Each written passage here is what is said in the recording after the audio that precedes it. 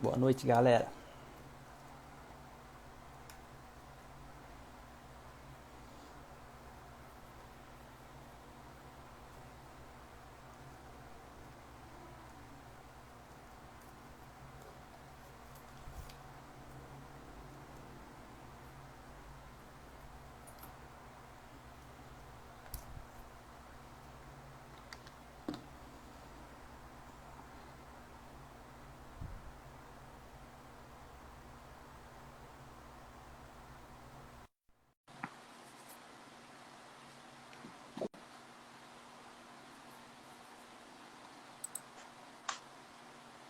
Fala, Brenin.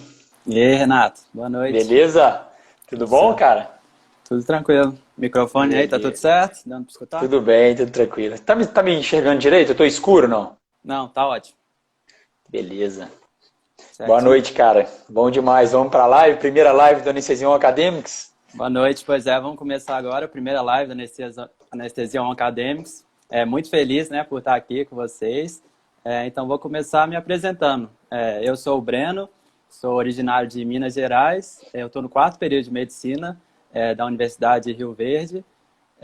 E estou aqui presente como membro da Anestesia On Acadêmicos e muito feliz por estar aqui.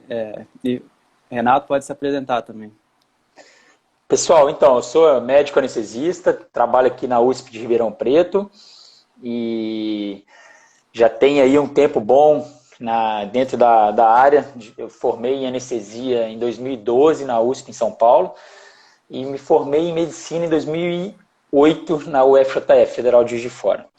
E de lá para cá eu vim, né, me dedicando ao ensino também, depois que eu saí de São Paulo, aqui principalmente em Ribeirão Preto, e depois de uns 2 a 3 anos eu comecei a me dedicar mais ao ensino online, a conta no Instagram, YouTube, enfim.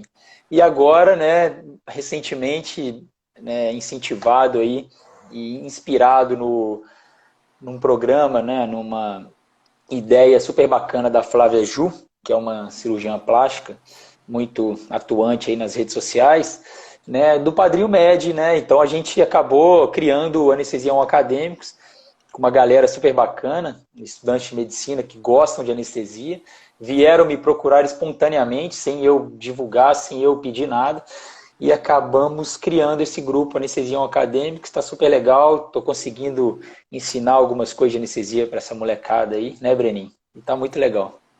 É isso aí. Como o Renato falou, acho que a base seria realmente esse Padrinho Médico, é um projeto incrível.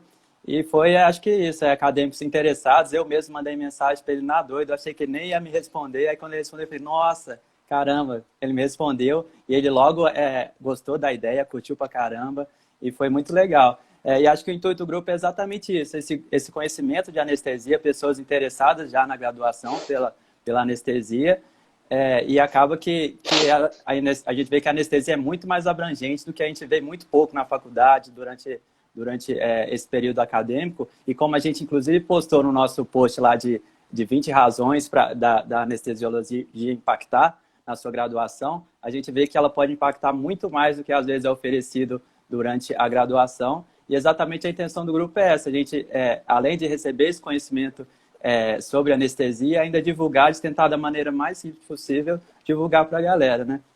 E além disso, além de mim, também tem outros 17 membros que são interessados pelo tema, que também foram procurar o Renato e que estão, inclusive, assistindo aí. Gostaria de deixar meu salve, meu muito obrigado a todos os outros membros, né? A galera que mexe com o Instagram, com todo carinho, faz post com toda o capricho. Então, todo mundo que está ajudando nesse projeto, agradecer também muito ao Renato pelo apoio que ele dá para a gente. Então, muito obrigado, galera, e fiquem espertos aí que vai ter muito mais live com diversos temas e com muitos outros convidados. E é isso. Muito legal, Breno. Falou muito bem, eu acho que é isso aí. Na faculdade existe um déficit, né, no aprendizado com relação à anestesia. Infelizmente, a anestesia não é passada, né, de forma adequada, o que realmente é, e eu tento passar para vocês uma anestesiologia mais moderna, o intuito, né, de por que escolher anestesia, de por que anestesia é importante no período perioperatório, para o paciente, para o cirurgião, para a instituição, e como a gente pode atuar de várias formas, incentivo o raciocínio, farmacológico, fisiológico, anestesiológico, e isso é muito legal, cara. Eu acho que vocês formando, né, em medicina com essa ideia da especialidade, mesmo que não escolham anestesia, vão poder valorizar muito mais a anestesia lá na frente. E eu costumo dizer que, por exemplo, o bom cirurgião não é aquele cara que sabe dar ponto somente, né? É aquele cara que valoriza a equipe multiprofissional que está ao redor de uma cirurgia e que, obviamente, indiscutivelmente, se esse cara valoriza toda a equipe, ele simplesmente está valorizando o paciente, que é o melhor de tudo, e realmente a gente faz diferença, cara. Vocês veem os casos clínicos que eu passo para vocês, realmente a gente consegue fazer muita diferença, né, perante todo esse período aí, que é um período maravilhoso dentro da medicina, né, e que não para de crescer. Isso aí, Renato. E o pessoal que está entrando aqui, que ainda não segue, sigam o Instagram também para ter acesso a esse conteúdo e para ver as próximas lives também, que vão ser incríveis. E acho que a gente pode ir para as perguntas, né, mais importantes nessa vida de anestesista, que é o que a galera está interessada. Vamos falar um pouquinho sobre isso, lógico. Vamos lá, cara. Então, indo para as perguntas, a primeira pergunta seria exatamente essa: como que foi essa opção por anestesia, né? Como a gente viu que, às vezes, na graduação a gente não vê tanto ela. Por que você foi essa opção por ela? Você sempre quis? Você teve alguma influência? Como foi essa escolha por anestesia? Cara, assim, na verdade, a anestesia é uma especialidade bem ampla, né? A gente pode até perceber isso melhor nessa pandemia, né? Que veio, logicamente, trazendo muitas mortes, muitas complicações, né? Muita desordem a nível social, mas também trouxe muita coisa interessante para a medicina e para a saúde de uma forma geral. E uma delas foi exatamente isso, valorizar a nossa especialidade. Então a gente tem uma capacidade enorme de atuação dentro de um hospital ou até mesmo fora dele, né?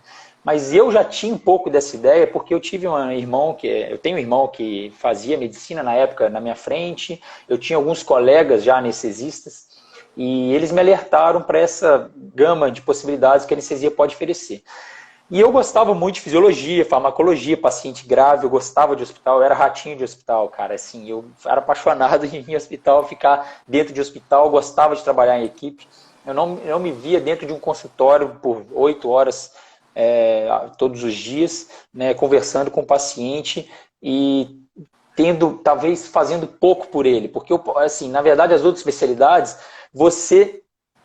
lógico, você promove saúde, você trata o paciente, mas a escolha é do paciente, de tomar o remédio, de procurar ajuda, né, de respeitar o que você está falando, respeitar a sua opinião e realmente fazer o que você está falando. Na anestesia, não. O paciente entrega a vida dele para você e você escolhe o melhor para o paciente. Independente se o paciente quer receber o Propofol ou quer receber 10 mg de Propofol ou 20, você faz o que você acha melhor. Então essa autonomia do anestesista é muito interessante. A gente consegue fazer o que a gente estudou, o que a gente acha melhor para aquela situação, né? Não só para o paciente, para o cirurgião. Isso é muito bacana. E outra coisa que a anestesia dá, cara, para a gente é muita confiança no paciente grave. A gente costuma segurar o paciente, sim, o máximo possível e geralmente o paciente não morre na mão do anestesista. O anestesista consegue manter o paciente vivo, talvez até tratar algumas complicações, tirar ele do desequilíbrio, equilibrar a sua fisiologia, a sua homeostase, isso é muito massa. A anestesia também, trata dor, cara, né? A gente tira a dor do paciente com a mão, assim, principalmente dor aguda, isso é maravilhoso, né? O olhar do paciente sofrido, depois passa para aquele olhar de gratidão, depois que se aliviou a dor, isso é muito legal, né? Então é uma área bem apaixonante. E assim, obviamente tem a parte da tecnologia, né, que está crescendo muito, então quem gosta disso, de modernidade, tá na especialidade certa, porque a nível de monitorização, de ventilação mecânica, né, a gente está voando, cara, voando, está chegando cada dia coisas mais novas, né? Ultrassom veio para ficar na anestesia, então quem gosta de procedimento, poxa, tem muito procedimento com ultrassom na anestesia, né? E, então, assim, isso. E uma frase que me fez escolher anestesia de fato foi de um colega que chegou para mim e falou assim: Renato, cara, o anestesista é o cara, né, o médico que mais sabe medicina de uma forma geral. E aí eu falei, por quê? Ele falou assim, porque nós estamos em contato direto com várias áreas médicas. Então, é cirurgia plástica, é otorrino, é neuro, é cardíaca, é pediatria, né? É gastrocirurgia. Então, a gente consegue entender um pouco, né, principalmente da medicina perioperatória, como ninguém, obviamente, mas também das grandes áreas, né, de medicina. Então, a gente entende um pouco de neuro, a gente entende um pouco de cardiologia, a gente entende um pouco de otorrino, um pouco de pediatria, porque a gente está nesse contato direto. Então, em âmbito maior, a gente consegue realmente ter muito mais noção assim, da grandeza da medicina, do que a gente pode atuar. E só para complementar, para não estender muito, Breno, o anestesista é especialista em várias áreas da medicina. Por exemplo, especialista em via aérea, especialista em dor aguda, principalmente, né, que são áreas que, na verdade, a graduação ensina muito pouco. Né? Então, a graduação se preocupa muito mais em ensinar o médico a fazer um parto do que ensinar o médico a manusear a via aérea. E o que mata mais uma emergência, e o que mata primeiro o paciente é a via aérea, é uma asfixia, obstrução de via aérea, né, uma hipóxia. Então, o anestesista é especialista em reanimação também, então a gente está o tempo todo reanimando o paciente, né, e isso é gratificante demais, então torna nós, anestesiologistas, especiais, né, dá grande vantagem, né, para trabalhar aí dentro de um hospital em várias áreas diferentes. Isso é bem legal. Com certeza, essa maestria desse controle com a vida do anestesista é uma coisa fantástica. E como você mesmo disse, falando dessa parte de anestesista, sabe um pouco de tudo, um pouco de cardio, um pouco de diversas matérias, pensando na pessoa que, por exemplo, tá no ciclo básico, ou quer saber se gosta de anestesia ou não, se ou fala que quer fazer anestesia, se vai gostar ou não. Que matérias do ciclo básico ou da graduação em geral você acha que seria super importante, uma fármaco? O que a pessoa que quer anestesia deveria focar e eu tenho que ser muito bom nisso para depois ser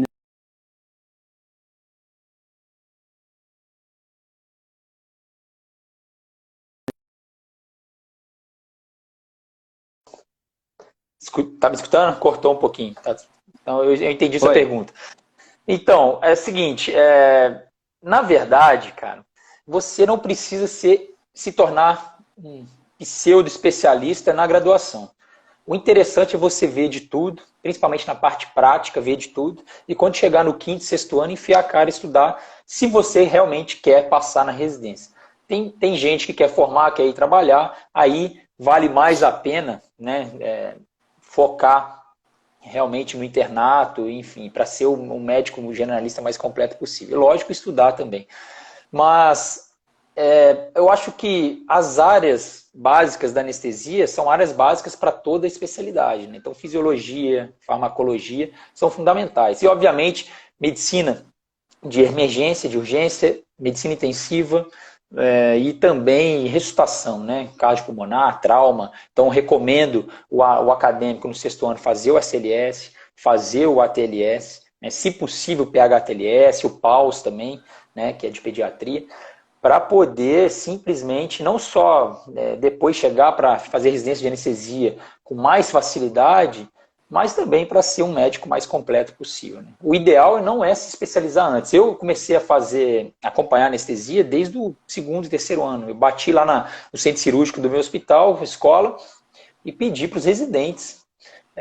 Poxa, eu posso vir aqui quando eu estiver livre para acompanhar vocês e tal. Fiquei muito amigo de dois residentes na época, que inclusive eu encontro eles no congresso, eu agradeço eles até hoje, eu falo, Marquinhos, cara, poxa, obrigado. Você, naquela época, foi muito massa comigo, enfim. Então, e aí eu fiz isso, mas aí eu acompanhei até certo momento, até eu falar assim, cara, é isso que eu quero.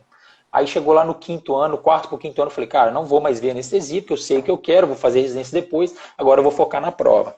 Aí eu foquei na prova, entendeu? A gente vai falar mais sobre isso, acho que tem perguntas sobre isso, né? Depois a gente vai falar um pouco mais sobre isso aí. Sim, então entrando exatamente nesse ponto da residência, gostaria que você pudesse falar sobre como que foi essa sua organização de estudos para as provas de residência. A gente sabe que você fez residência na USP e passou em diversas residências. Você focou esse estudo em questões ou mais teoria? E com relação ao currículo, né? Se você teria alguma dica, o que a gente deveria priorizar com questão de currículo? Então, é o seguinte, eu fiz uma estratégia bem legal. Eu, desde o início, eu sabia que eu queria passar numa boa residência. Então, eu lembro que um tio meu chegou para mim e falou assim, Renato, estuda para passar em Harvard. Né, brincando, né? Que se você não passar em Harvard, você vai passar em boas residências, talvez em várias, e você depois vai poder escolher com calma. Então, não tem erro. Se você estudar muito, você vai passar num lugar legal, entendeu? É diferente de que é aquele cara que vai enrolando, estuda mais ou menos e tal, e fica batendo na trave, na trave, na trave, na trave, e no final escolhe aquela que sobrou, né? Talvez ele vai levar pro resto da vida aquela incerteza, né? Pô, se eu tivesse estudado mais, será que eu não poderia ter aquele gostinho, né? Aquela coisa boa de poder escolher para onde eu quero ir? Então eu fiz isso. E aí, como eu formei na UFJF, eu queria ir para o estado, eu queria ir para São Paulo, não necessariamente a capital, eu queria ir para o estado de São Paulo. E eu acho que a gente tem que ter isso desde o início. A gente tem que saber onde você quer chegar, cara. Se você ainda não sabe, procura pensar mais sobre isso. E porque quando você tem meta, tem foco, você passa a querer aquilo. E para você conquistar alguma coisa, você tem que querer. Eu já tive outras pseudo-sonhos, né? Aqueles sonhos que você fala, eu sonho em ser um grande atleta, igual eu fui numa época, e quero disputar o Mundial. Sabe? Se você quer, você sonha, mas se você não realmente não escrever na parede, e todo dia olhar para aquilo e falar, imaginar você todo dia lá fazendo aquilo, você não quer realmente, né? Você fala que quer, mas não quer. Então a primeira coisa que eu fiz, né? Eu falei, eu quero passar nas grandes universidades. E eu sabia quais eram, né? Pelo menos de nome no início. Então eu escrevi na minha parede do quarto, né? Isso aí meu pai e minha mãe, se estiverem assistindo, ou se assistir depois, vão poder comprovar. Botei na parede do meu quarto, Unesp, USP São Paulo, USP Ribeirão, Unicamp, eu acho que eram as 4 que eu queria na época. E botei na parede, então todo dia eu olhava para aquilo, né? E outra coisa que eu fiz, e que eu acho que vocês podiam pensar mais nisso, porque eu acho que o currículo das faculdades no Brasil tá meio defasado, sabe? Então, você perde muito tempo estudando histologia, muito tempo estudando bioquímica, biologia celular, e no final o que realmente importa não é isso, né? Então, por exemplo, você perde muito tempo, a faculdade perde muito tempo te ensinando gineco-obstetrícia. Mas qual é a chance, se você não for um médico generalista, se você for um médico especialista, qual é a chance de você fazer um parto depois? Principalmente se você não trabalhar em zonas remotas. É zero. É zero. Qual a chance de eu fazer um parto aqui em Ribeirão Preto? A não ser que eu esteja dentro de um ônibus e tem um paciente dando luz, né, na minha frente. Mas isso aí, qual que é a chance disso acontecer? Mais fácil cair um raio na minha cabeça. Então, o que eu fiz? Eu não foquei, eu foquei, né, na prova. No internato, eu fazia o que tinha que fazer na prática, né, tipo, as obrigações, mas qualquer tempinho, cara, eu tava com a apostila debaixo do braço, do cursinho, entendeu? Debaixo do braço, e aquele tempo todo. E outra coisa, meta, né? Se eu tinha 2 apostilas para estudar na semana, eram 2 apostilas que eu tinha que estudar. E aí eu fiz o cursinho por 2 anos. Eu fiz no 5º ano e no 6º. Por quê? Eu falei assim, cara, é muito menos dolorido eu estudar por 2 anos, sendo que eu estudo no 1º ano sem aquele compromisso de prova, né, no 5º ano. E no 6º ano eu vou estudar de novo, ou seja, eu vou estar revendo.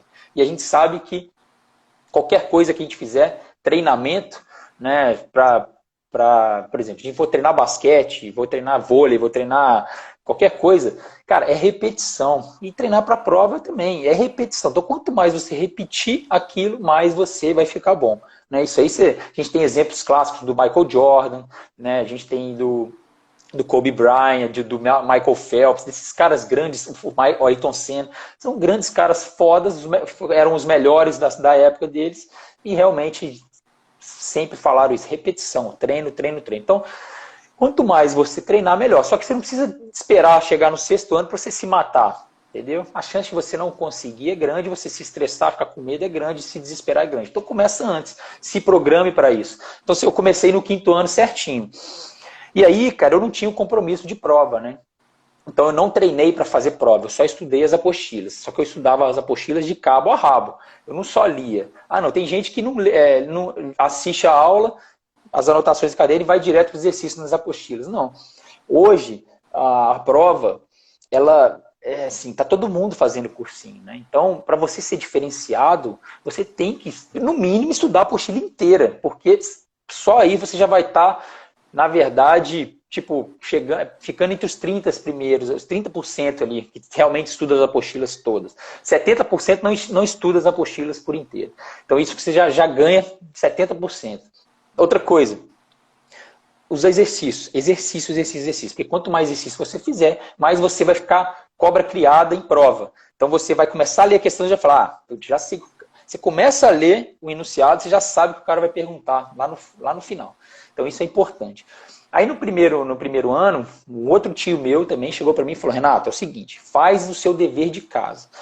Se você receber as apostilas na segunda e na quinta-feira já tiver estudado as duas, acabou, cara. Esquece, fecha, dá um beijinho nela, guarda na cabeceira, na estante e vai curtir, vai ir no cinema, vai namorar, vai andar de bicicleta, vai na academia, vai dormir, esquece. Aí na segunda que vem você retoma.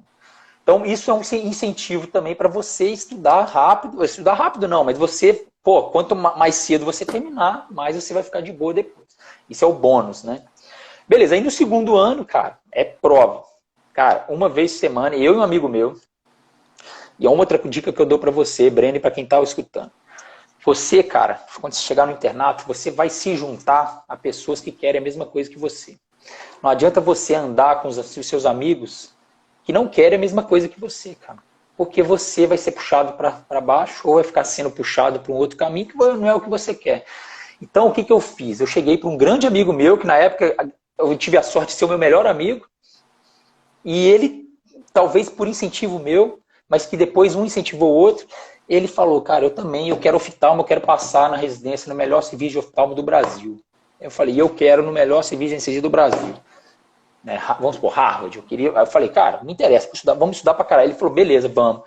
E aí eu tive um grande amigo, cara, que estava na mesma pegada que eu. Então, o dia que eu estava mal, não quero estudar, ele me ligava, Renato, estudou? Eu falei, cara, não, então, cara, vai lá, estuda que eu estou estudando. Aí, puta, aí o contrário também. Fizemos internato rural junto.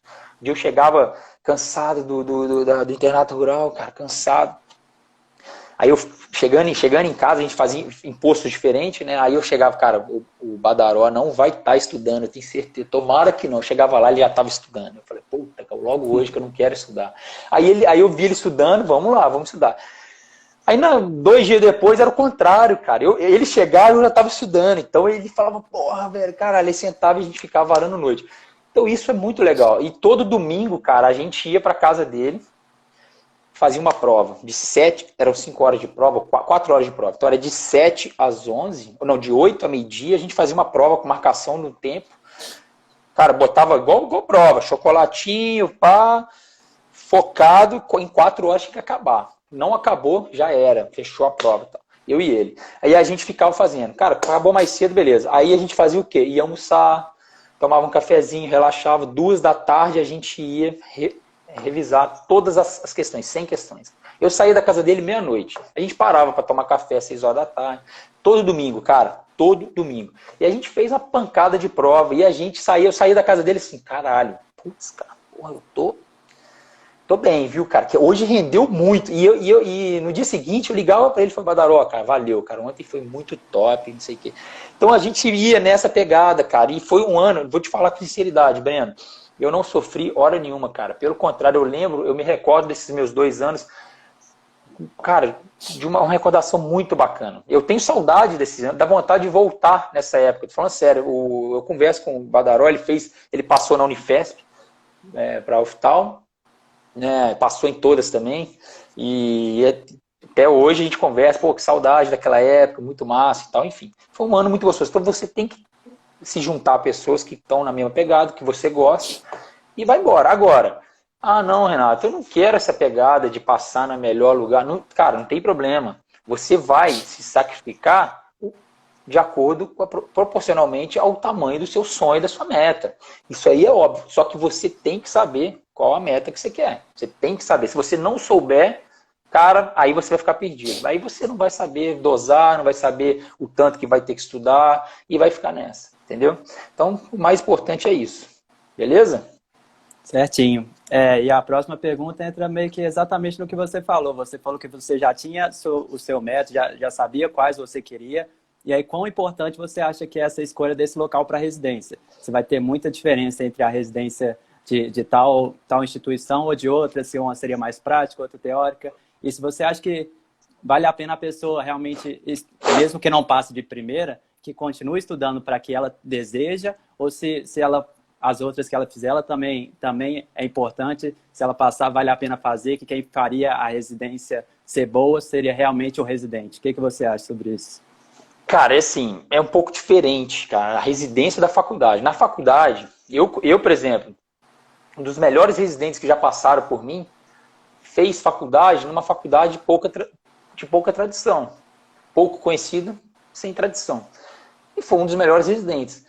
Na faculdade você consegue suprir mais, porque você não precisa de tanta parte prática para você chegar e ser um bom residente. Lógico, precisa, mas nem tanto, igual na residência. Então você consegue se virar. E na faculdade, o que eu fazia? A UFJF, obviamente, ela não era perfeita de jeito nenhum. Tinha várias deficiências, como toda faculdade tem. Então, o que eu fazia durante a faculdade? E eu não falei do currículo, né? O que eu fazia na faculdade? Pô, eu tô chegando no meio da faculdade, pô, tenho uma deficiência de imagem. Eu não tô sabendo interpretar imagem, não sei VTC direito. Já sei o que eu vou fazer, cara. Vou bater numa clínica de radiologia e vou lá uma vez por semana, entendeu? E fazia isso. Acompanhei um cardiologista, que na faculdade a cardiologia era opcional. Não era o que é opcional, mas eu senti que eu precisava saber um pouco mais de cardio na época, não sei, sabe? Então eu fazia isso. Pequenas cirurgias, bati lá no SUS, lá ia mesmo, e falava, doutor Ângelo, posso acompanhar, eu sou fulano e tal, não sei o quê, posso vir aqui uma vez por semana? Posso só ficar olhando, não tem problema. Cara, cirurgia dermatológica. Então é isso, você tem que ir suprindo, beleza. Agora, na residência, cara, o que vai... A sua vida vai ser o quê? Vai ser o que você fizer de residência. Eu sou o que hoje? Anestesista, né? E o que me faz ter segurança de sair todo dia de casa e independente de cair na minha sala, eu consigo fazer, eu consigo resolver, eu me sinto seguro. É porque pelo que eu passei, entendeu? Pelo aprendizado que eu tive prático. Não adianta, cara, você se enfiar a bunda, estudar anestesia de cabo a rabo, saber o Miller, de trás para frente, de frente para trás, isso aqui, se você não viu, não teve a oportunidade de anestesiar para todos os tipos de cirurgia possível, sabe? Se você não teve um grau de complexidade, tanto de cirúrgico quanto de paciente, se você não teve grandes desafios práticos para você poder se aprimorar, não adianta. Então você vai ser um grande teórico e na hora que o bicho pegar, né, você realmente vai ficar inseguro. E na anestesia, cara, não dá para ser inseguro, porque é na insegurança que as coisas acontecem. Então, tem uma frase do Kobe Bryant exatamente essa. Você tem medo, cara, você tem grande chance de falhar. Então, se você fizer residência num lugar bacana, bom, que vai te deixar mais completo, você vai ter mais segurança para poder ser o especialista que você for. Lógico, né, eu prefiro ter muito mais prática, né, numa residência, né, uma prática mais variada, com um grau de complexidade, né, diferente, e menos teoria do que o contrário, do que um lugar que tem muita teoria e pouca prática, entendeu? Então, a residência é o que vai fazer você ser, velho. O médico vai fazer ser você o médico, né, que você quer ser. Então, Renato, tem uma outra coisa que as pessoas perguntam, pô, eu não sei se eu faço residência na minha cidade, que é um hospital menor, para eu já ficar aqui, ficar empregado, ou se eu vou para um grande lugar, um grande centro, faço uma boa residência, mas só que depois eu não vou ter oportunidade. E eu não penso duas vezes, eu vou para o melhor lugar. Por quê? Porque se você for bom, você vai ter espaço. Em algum lugar vai ter espaço, né? Agora, se você não for tão bom, for limitado, você vai ficar dependendo dos outros, cara. Você vai ter que depender de indicação e sempre vai ficar inseguro. Ah, mas eu tenho meu emprego garantido. Poxa, tudo bem, você quer ser um médico mediano, mas com emprego garantido, ou você quer ser um bom médico que depois vai poder ter várias oportunidades, convites, enfim, né?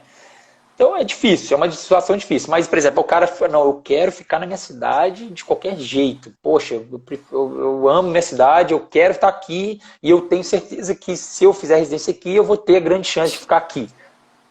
Não condeno também, é uma opção, uma escolha, né? Mas o caminho, na minha opinião, mais fácil, até porque uma vantagem de ser anestesista é essa, você não gostou daquele lugar, você põe sua mochila nas costas, muda de cidade, você não tem consultório, você não tem cliente para poder, paciente para poder ficar grudado, fincar uma bandeira numa cidade e nunca mais poder sair. A minha mãe é dermatologista, ela tem o consultório dela, o nome dela lá em Juiz de Fora. Ela não consegue mudar de cidade, de jeito nenhum, só se ela parar de ser dermatologista. Então ela para sempre vai morar em Juiz de Fora. É diferente da anestesia. Eu já mudei de cidade 3 vezes. Se eu não me estiver satisfeito em Ribeirão, eu vou pegar minhas coisas e vou ir caçar rumo.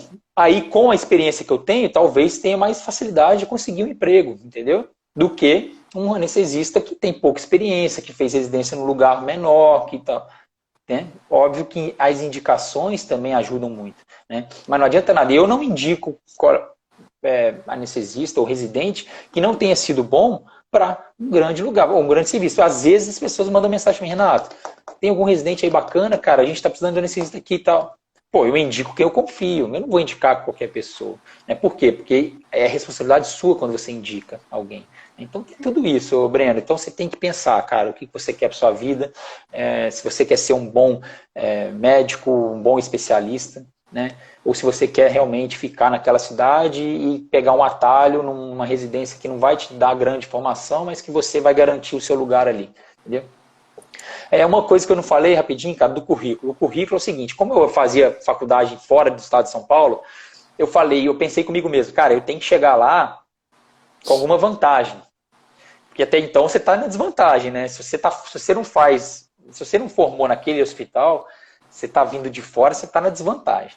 Então eu pensei comigo desde o início, cara, eu vou precisar fazer, como eu sabia do que eu queria desde o início, eu falei, cara, eu vou fazer um bom currículo. Aí o que eu fiz? Olha a esperteza, cara. Eu cheguei, fiquei pesquisando no hospital qual equipe publicava mais, levava mais trabalho para congresso e tal. Ah, é a cirurgia do tórax? Pô, cirurgia do tórax, cara, eu nem quero ser cirurgião do tórax, mano.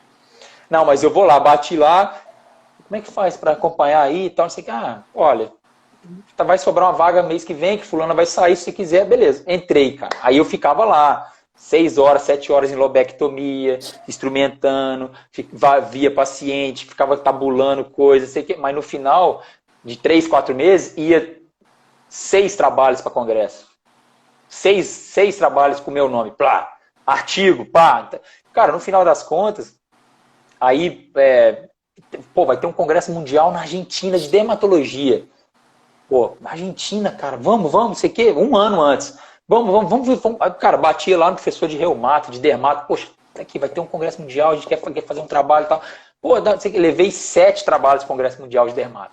Lógico que na entrevista, o cara da Unicamp perguntou, pô, mas o que é isso aqui, dermato? Me fala sobre esse trabalho que você levou no Congresso Mundial de Dermato. Era entrevista da anestesia. Aí, só que a sorte é que eu tinha feito realmente o trabalho. Aí eu falei pro cara, não, porra, não, é tudo bem, então não sei o quê. Aí ele até perguntou, mas por que morrer anestesia agora, você fazia? Não, eu falei, não, porque minha mãe era dermato, só que eu te conhecia os professores de dermato na faculdade, a gente acabou levando, porque tinha uma oportunidade de fazer, enfim. Então é isso, cara, você também tem... Aí eu fiz iniciação científica, que é super importante, eu fiz projeto de extensão, eu fui diretor de atlética, porque isso conta, cara. Não como ponto, mas o cara vai ver que você é uma pessoa bem articulada, que você é líder, que você é uma pessoa que se dá bem, porque você liderou um grupo de estudantes, você foi diretor de uma associação, entendeu? Então isso faz. E outra coisa, talvez eu tenha sido o primeiro, na minha época pelo menos, todos os lugares que eu fiz, que eu cheguei na entrevista, a ideia que eu tive, outra ideia, mas hoje acho que todo mundo faz isso, tá? Mas eu peguei meu currículo, eu tirei xerox dos certificados e fiz o currículo texto, né? O currículo certinho. Então, aí eu botei os certificados em xerox, ficou desse tamanho, cara, dessa grossura. Já impressionou. Aí eu fui lá e fiz uma capa dura, né? Igual de tese, de dissertação de mestrado, tese de doutorado, né? E fiz capa dura, paguei caro e tal, não sei o que. Aí eu ia pra entrevista com esse livro, cara. seu currículo, tá, a galera levando uma pastinha, eu pegava e pá, aquele passo. Tanto é que na USP, um amigo meu, inclusive palestrou no Anestesia 13, o Oswaldo, um grande anestesista, professor lá no Nordeste, ele falou comigo, pô, cara, você era conhecido porque você chegava com aquele livro daquele tamanho nas entrevistas. Então os currículos estavam todos empilhados, aí tinha aquele livro seu azul lá, que todo mundo ficava assim, caralho, quem que é esse cara, né, velho? Então, assim, isso conta também, entendeu? Então, o cara vai olhar seu currículo e falar, pô, cara, vai folhear e falar, porra, esse cara realmente produziu. Tanto é que primeira semana de residência da USP, o professor Irimar Poço, que foi um professor da USP, agora ele é aposentado. Se você olhar os livros de anestesia, tudo tem ele, principalmente de dor. Ele chegou lá, quem que é o Renato? Aí eram 18 residentes. Eu levantei o dedo assim e falou, então, dos 18 residentes, só tem 2 que tem currículo Lattes aqui. Que na época o currículo Lattes ainda era uma coisa que nem todo mundo tinha. Hoje todo mundo tem que ter. Aí, só 2. E eu gostei muito do seu currículo Lattes, Renato. Então, eu gostaria de que você fizesse um TCC comigo. Falei, cara, primeira semana. Então, assim, legal demais, né? Então, isso faz diferença. Então, valeu aquele esforço todo, né? De correr atrás de currículo a faculdade inteira. Valeu. Valeu porque... E quando acabou a residência, antes de eu ir embora, que eu fui convidado para ser sócio de um grande grupo de anestesia em São Paulo, a professora Maria José Carmona, que é professora da USP e diretora da SAESP hoje, ela chegou, quero falar com o Renato lá na minha sala. Aí, Renato, a professora quer falar com você na sala. E quando a professora chamava para conversar, cara, era assim, né? Se engolia seco, né? Taquicardia, você fala, cara, pelo amor de Deus, acabando a residência, não é possível, né, cara? A professora vai querer falar comigo. Me chamou, falou assim, Renato, é o seguinte, eu gostaria muito que você fizesse doutorado aqui com a gente, porque eu sei que você gosta de publicação, de sei o que e tal. Ela sabia por quê? Por causa do meu currículo do R1, quando eu apresentei na negócio, entendeu? Só que, infelizmente, eu não podia aceitar porque eu tinha que ser exclusivo do grupo. Então, eu não aceitei, agradeci, mas eu me senti lisonjeado de ter sido chamado e ser oferecido um doutorado direto lá por conta disso. Então, isso faz diferença. Hoje, Breninho, para você se diferenciar, cara, você tem que se esforçar. Se você deixar levar a faculdade, rio abaixo, poxa, só estudar para a prova, vamos lá, vamos formar, ganhar o diploma. Beleza, cara, parabéns, formou em medicina. Mas você vai ser um aluno comum, né? Você precisa, se você quiser chegar aonde você quer, você precisa fazer um pouquinho a mais, sempre, cara. E na residência também a gente vai falar sobre isso depois. Tá aí, galera. Dicas sensacionais do Renato, mostrando o caminho da mina mesmo. E é isso. Acho que é importante essa proatividade, né? Você correr atrás das coisas, mesmo que, dependendo, não seja exatamente o seu foco depois para a residência, mas realmente mostrar essa proatividade. Você está interessado, que aí o mundo vai ver sua proatividade e também vai querer você por perto, né? Acho que isso é muito importante também. Então, a próxima questão também entra aí um pouco no que você falou, que seria essa parte de local e região. Que, dependendo de uma pessoa, que o foco dela seria, o sonho dela é USP e tudo, mas a vida dela, ela quer voltar lá, quer morar no Nordeste, quer ficar lá perto dos pais, não quer sair de lá. Você acha que com relação a essa residência, seria importante ela fazer no local perto de onde ela quer morar, exatamente porque o network dela, acho que a residência vai ter muito disso, né? Você vai criar, quem vai ver seu trabalho, quem vai ver seu serviço, seu network, vai estar tudo próximo aonde você vai fazer sua residência, né? Então, você acha que seria importante a pessoa fazer essa residência já no local onde ela pretende formar, trabalhar, ou como você disse, enfim, a pessoa pode, se ela for boa, ela pode fazer onde for, que depois ela está com o currículo dela na mão lá, tem as referências dela, que isso já seria suficiente.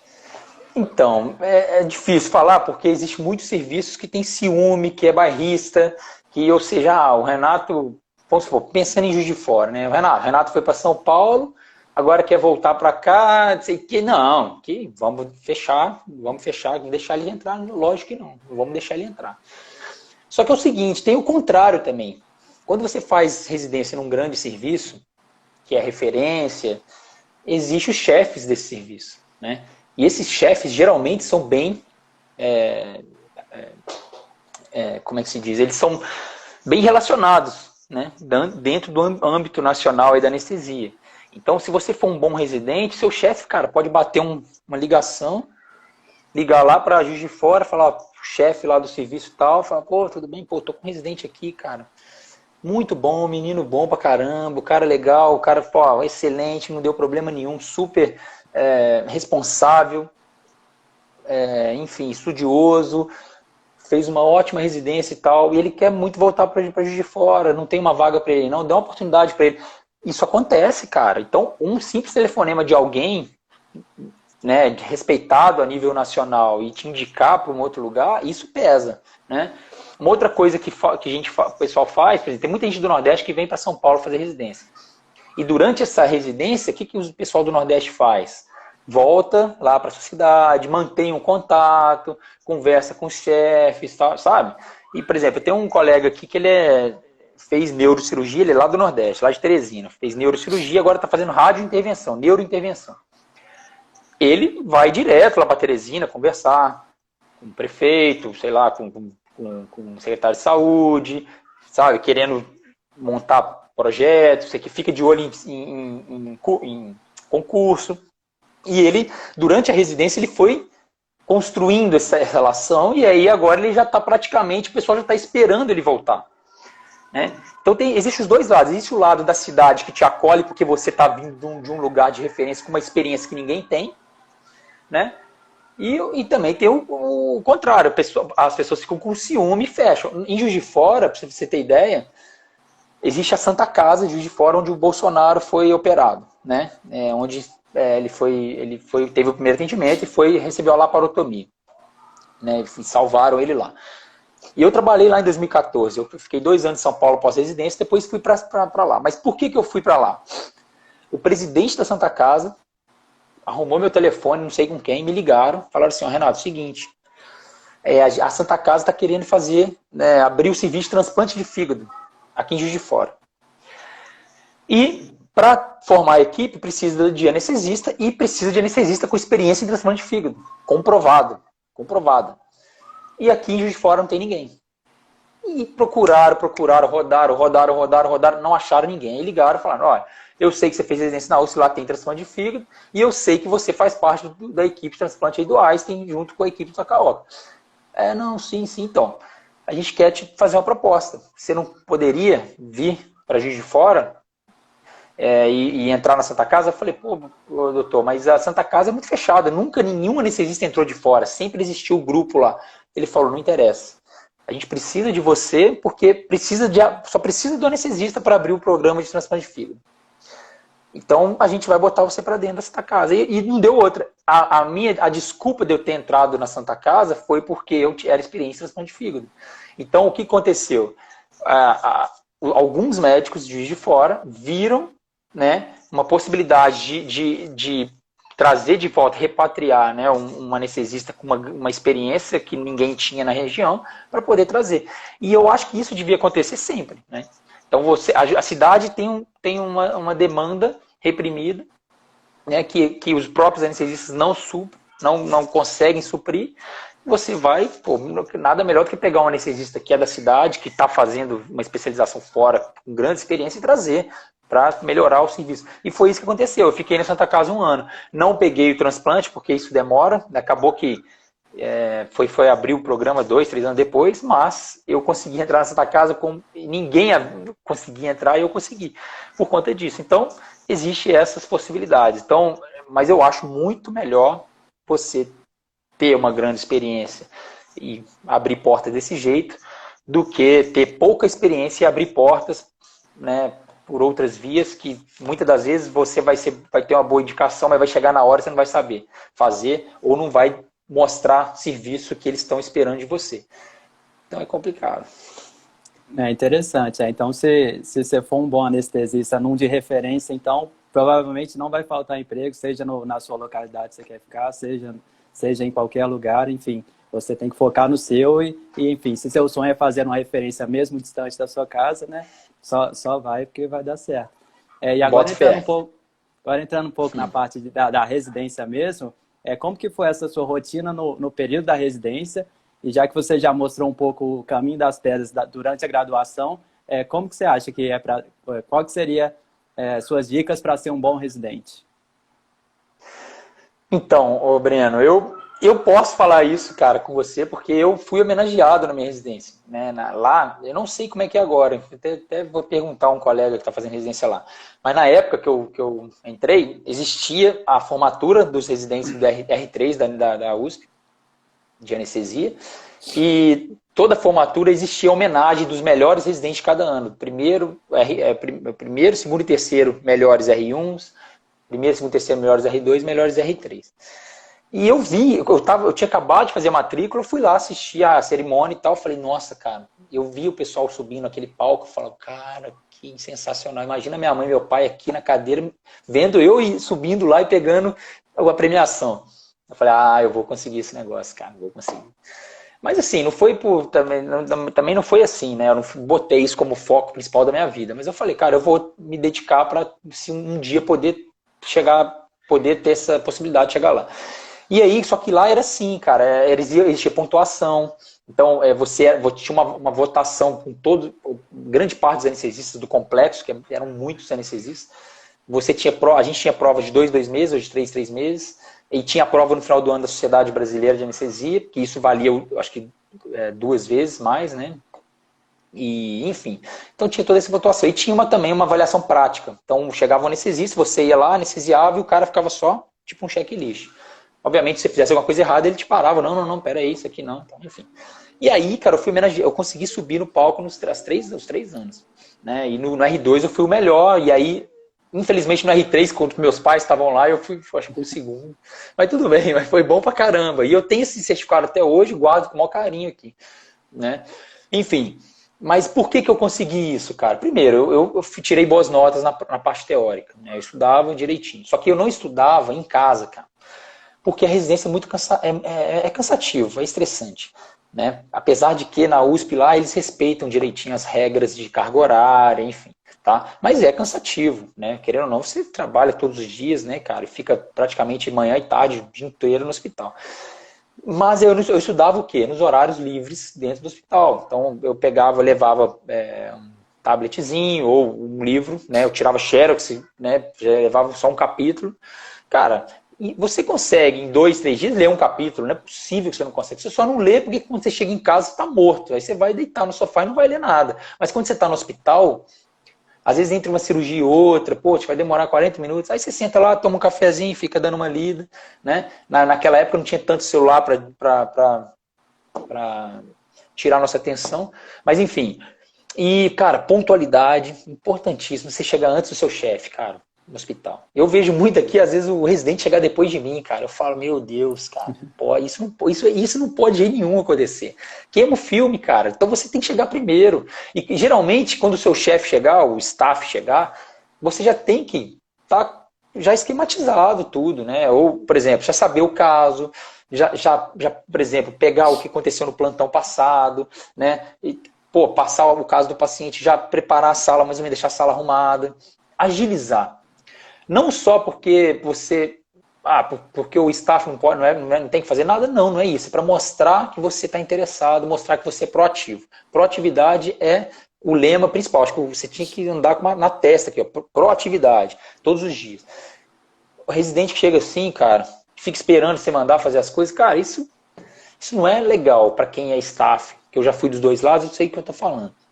Então eu sempre estava, na ativa, eu nunca ficava parado, sempre querendo, lógico. E outra coisa, cara, você não precisa mostrar que você sabe cantinho de livro que você está estudando, ou então retrucar o staff. Não, você faz perguntas inteligentes, ou mesmo perguntas que às vezes você não sabe, ainda mais no início do R1, mas você sabendo fazer uma pergunta, não retrucar a pessoa.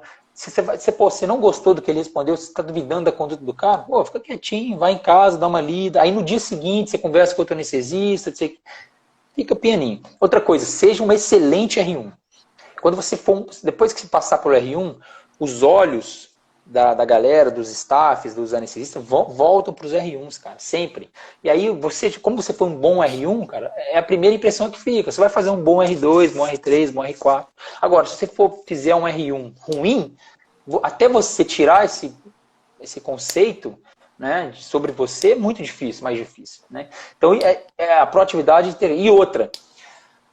Cara, tudo bem, você está no seu horário lá, você tem horário para entrar e para sair do hospital, beleza, né? Você tem uma aula, pô, olha, agora eu tenho aula que vou sair, então tudo bem, tudo bem, tudo bem. Só que, cara, por que não fazer um pouco a mais? Tipo, você vê que o anestesista vai ficar sozinho, uma cirurgia super grande, o cara vai precisar de ajuda, você vai para a aula. O que eu fazia?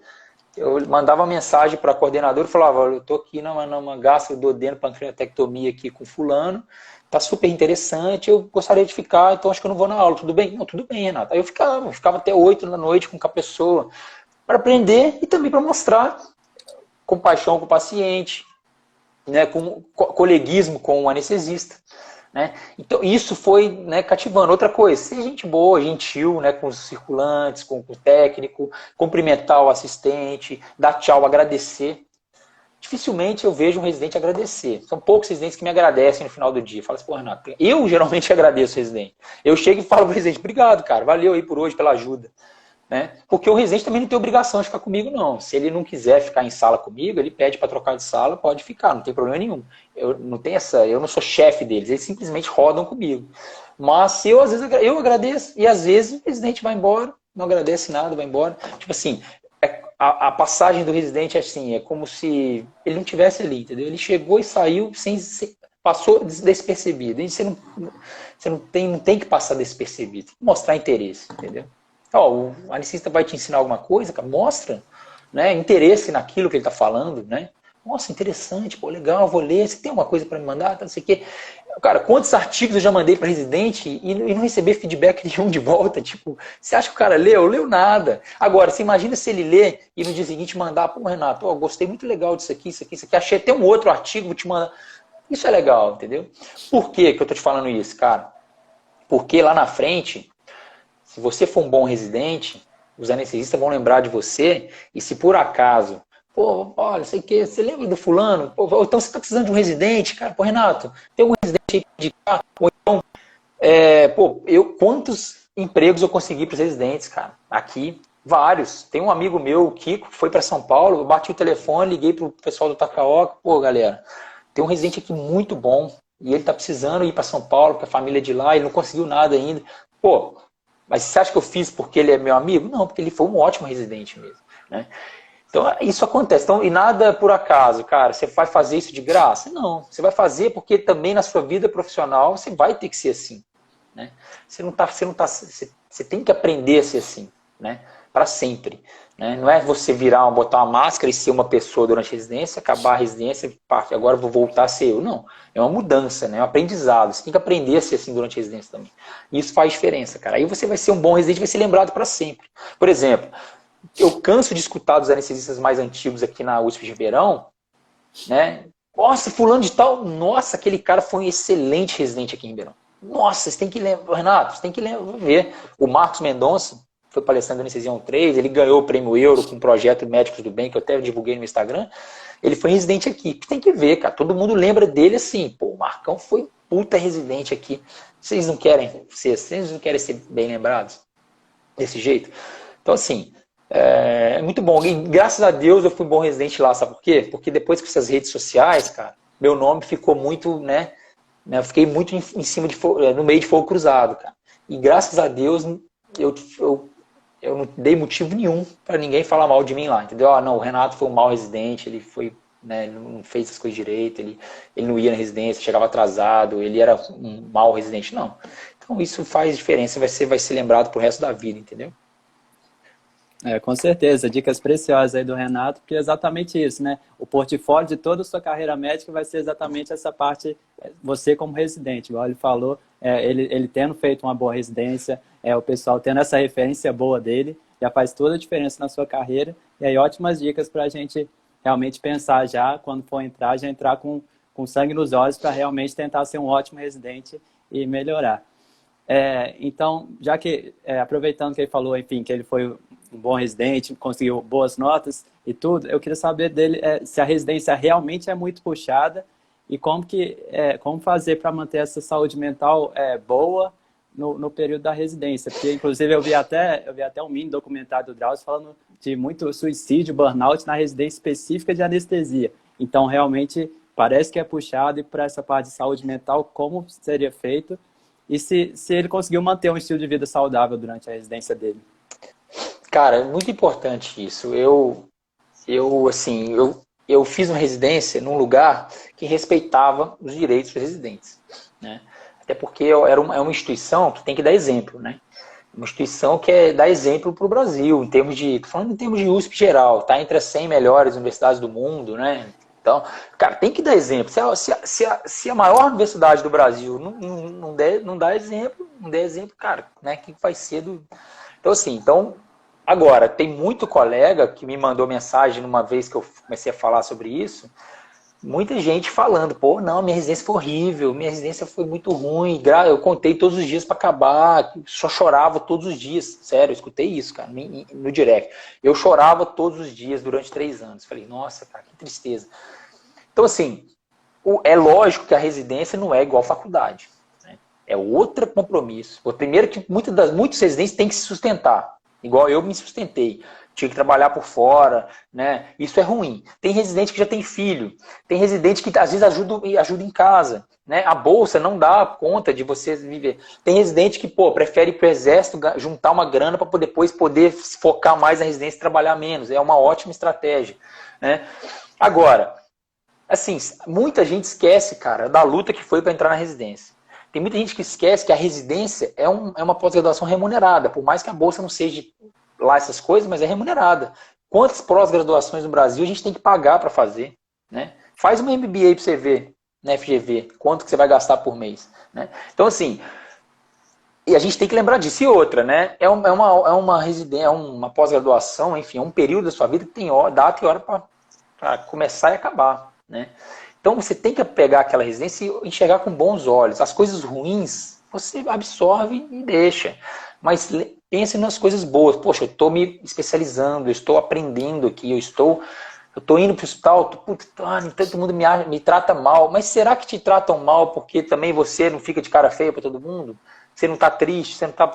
Agora, comece a cumprimentar mais os outros, puxar assunto, se mostrar proatividade, mostrar que você está ali, que você gosta dali, comece a tratar bem as pessoas para ver se não vai mudar o ambiente também. Muitas das vezes o ambiente é ruim porque você também tem a parcela de culpa, né? Então tem muito residente que chega desanimado lá no HC, entra na minha sala desanimado.